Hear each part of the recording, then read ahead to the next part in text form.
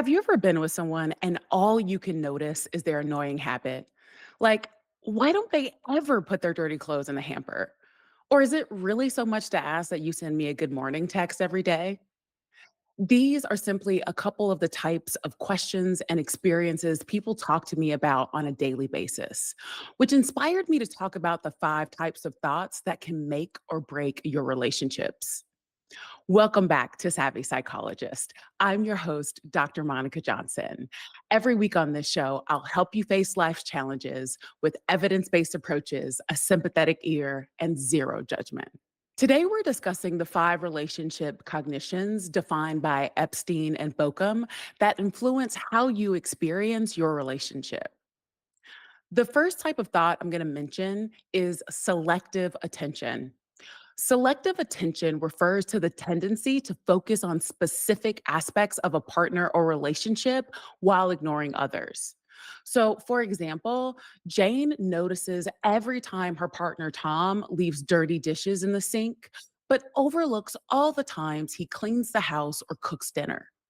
As a result, Jane feels frustrated and believes that Tom is generally untidy, even though he contributes significantly to household chores in other ways. The second thing to mention is attributions.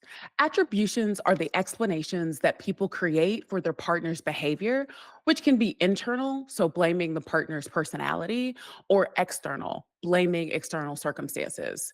So, for example, let's talk about Mark and Greg. When Mark forgets their anniversary, Greg assumes it's because he doesn't care about their relationship, which is an internal attribution. However, the reality is that Mark was overwhelmed with work, which is an external attribution. As a result, Greg's internal attribution leads him to feel hurt and undervalued. The third type of cognition I'm going to mention is expectancies.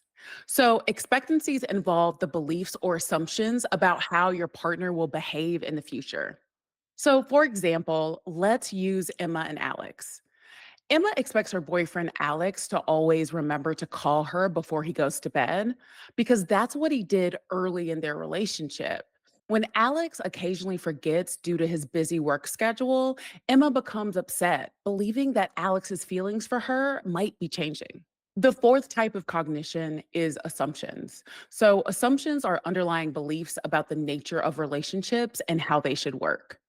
So we'll use John and his wife Lisa as an example for this one. John assumes that in healthy relationships, partners should always agree on major decisions. When he and his wife Lisa have differing opinions about where to go on vacation, John worries that their relationship might be in trouble despite their ability to resolve the disagreement amicably. Number 5 is standards. Standards are the personal rules or guidelines people have for their relationships, defining what they consider acceptable behavior or what they expect from their partner. For this example, we'll use Maria and Robert. Maria believes that partners should always spend their weekends together. So when her husband Robert decides to go on a weekend trip with his friends, Maria feels disappointed and questions whether Robert values their relationship as much as she does.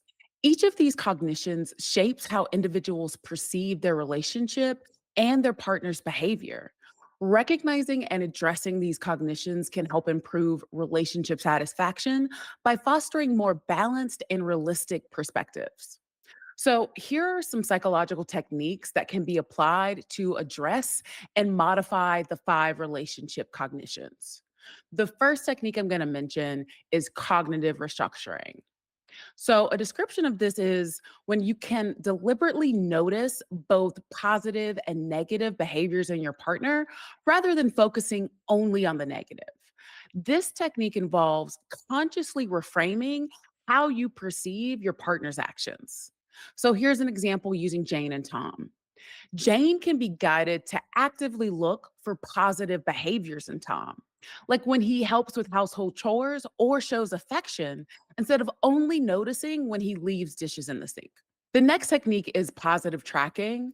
So, for this, I sometimes encourage couples to keep a journal or mental note of positive interactions and contributions that their partner makes in the relationship. I've also had couples do a relationship scrapbook for those who are more creatively inclined.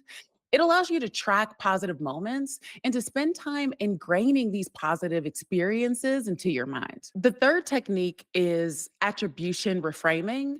For this one, you want to challenge internal attributions by exploring alternative explanations for your partner's behavior.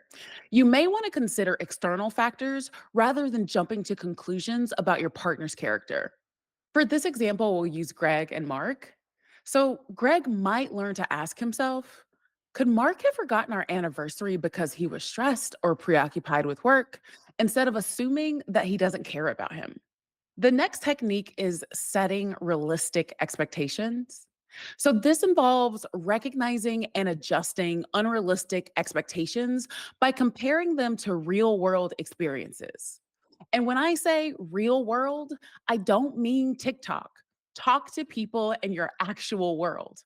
This technique involves creating more flexible and attainable expectations in your relationship. So, for example, we'll use Emma and Alex.